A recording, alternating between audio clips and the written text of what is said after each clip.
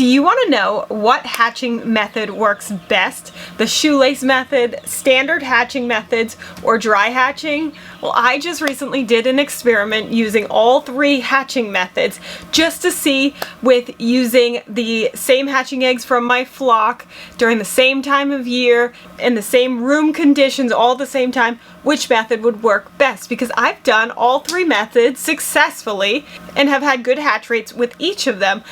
But put to the test all at the same time, which one do you think won? I'm gonna show you so you can watch and see how that all goes, and then I'm gonna give you the results. So let's get into it. So we have the shoelace incubation method, where I have a shoelace that's wicking water from a little teacup into the incubator to keep that humidity stable. I also am doing a more standard incubation method here in the center that is based off of this incubator, the Nurture Right 360 incubation directions. And so I'm adding distilled water to well A as needed to keep the humidity around 50% for the first 18 days, with the vent half opened, and then I'll lock down on day 18 and I will bring that humidity level to 70% using well B in addition to well A, adding distilled water. And so this one here is the most labor intensive because I am adding distilled water into the incubator approximately 1 to 2 times a day, just really depending on where this is at. I do find the humidity drops overnight down into the 30s, and then in the morning I add the distilled water to bring it back up to 50%. And then typically come evening it's down to the 40s after going through the day, and I will add just a little bit to help it get through the night. And then the last incubation method over here is dry hatching. So I haven't added any water to this incubator, and the humidity has been staying stable at 30%. So far this has been the easiest, most hands-off of the 3 incubation methods because I haven't had to add any water. And then the shoelace method, where I'm just adding water.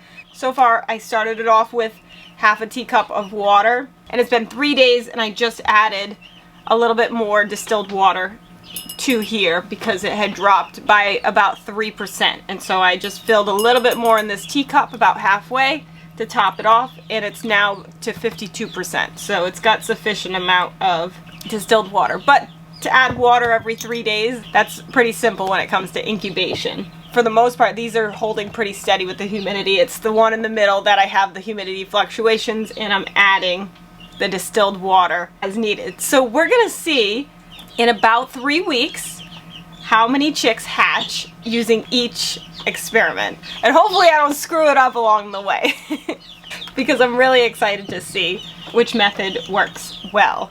And I have hatched with all 3 methods. I've had success with all 3 methods. And in the past, the Nurture Right 360 directions have been my best hatch rates. I've gotten 100% hatch rates using their directions, as well as with a heating pad underneath. But I had good hatch rates as well with dry hatching and the shoelace method, just not as good as this one. But the time of year of when you're hatching can certainly play a role. And I am doing this in early spring, and so we'll see. And the chicks have hatched. All 3 incubators have hatched chicks. It has been so fun watching them hatch, and we have the 3 incubation methods going on: the shoelace incubation method, the standard incubation method, and the dry hatching incubation method, and they have all successfully hatched chicks. But which one did a better job? And I gotta say, they're still hatching in here. I've got 2 eggs that I can see right here that are still have chicks trying to hatch out, but their feathers are dry. It has been 2 days of hatching, and these babies are hungry. They want to move to the brooder, so I am going to move them today. I'm going to take them quickly out of the incubator, get them into the brooder so they can get food and water.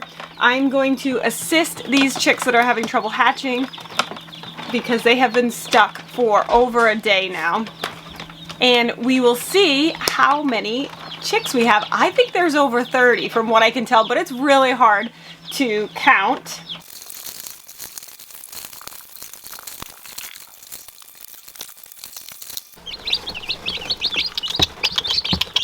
So for the shoelace method, 17 chicks, and we still have 4 eggs in here that have not hatched. There's no pipping, but we are going to leave them in here and just see if they're just late hatchers. Let's do dry hatch. All right, 10 healthy chicks from the dry hatch. So dry hatch has 3 eggs left. We'll leave those in there to hatch, and now we're going to take care of the standard.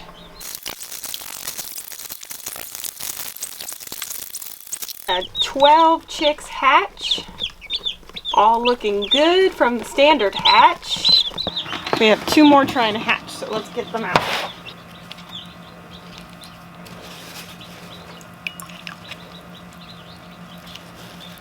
Normally I try not to intervene, but when they've been trying to hatch for so long that their feathers go dry and they can't make any more progress, then I will go in and I will moisten the shell with warm water and the feathers. I just try not to get it in their mouth.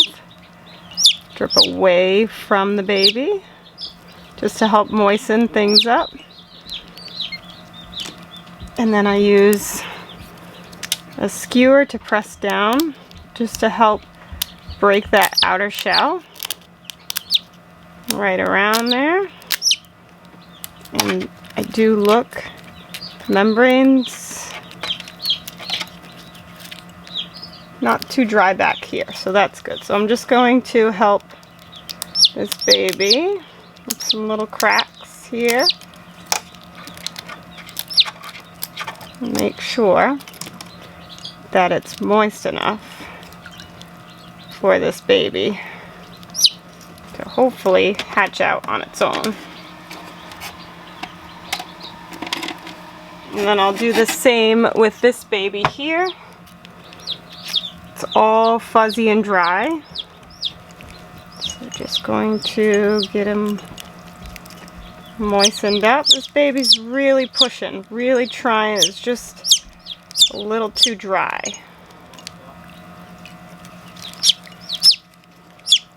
But I think moistening up with this warm water to help release the glue.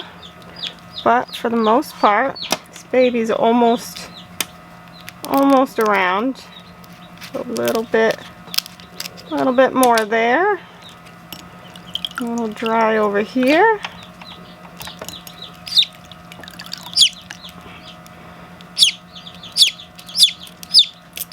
Yeah. So this membrane is pretty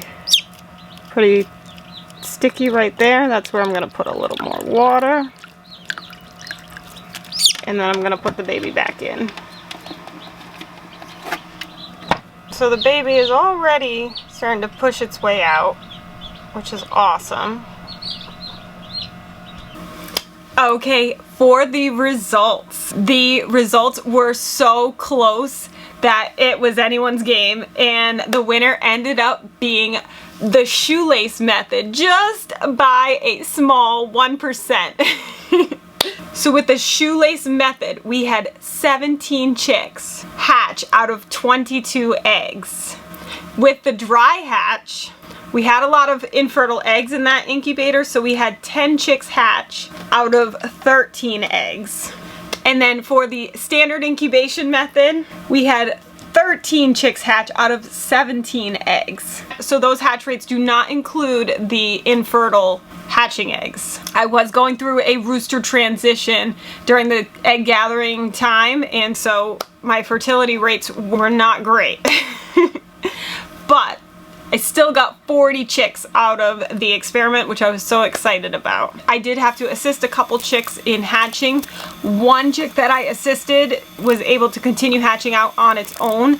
The second chick that I assisted was taking some time coming out, and I left to take my child to her sport and came back to find the chick had died in the shell. Unfortunately, it just wasn't strong enough to be able to get out of the egg, even though I had assisted in opening it up a bit more.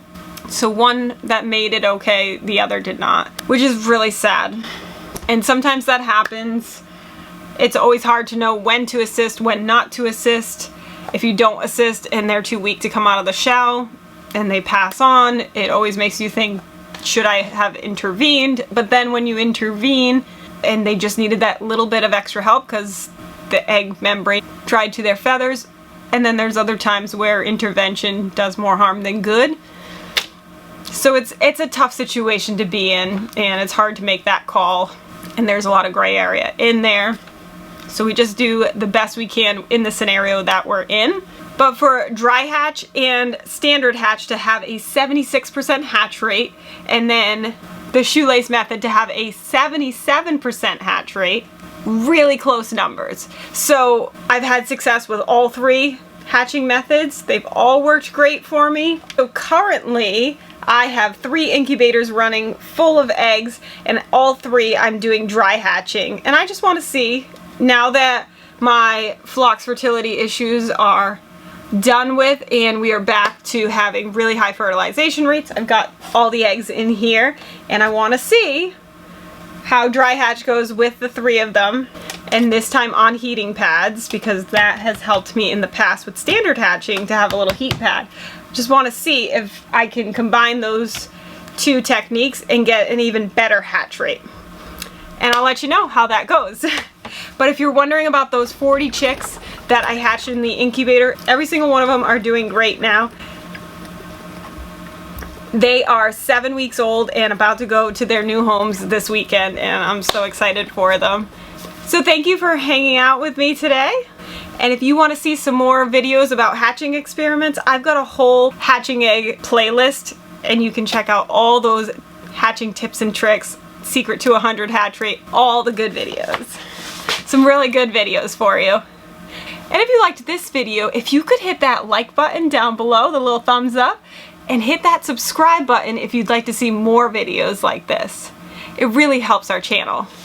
And remember, if you haven't started your farm yet, what are you waiting for? Get your farm on. 1, 2, 1, 2, 3, 4. Do you want a farm? A wicked awesome farm? Watch this channel to learn what to do. We love to farm and we'll show you. Yeah.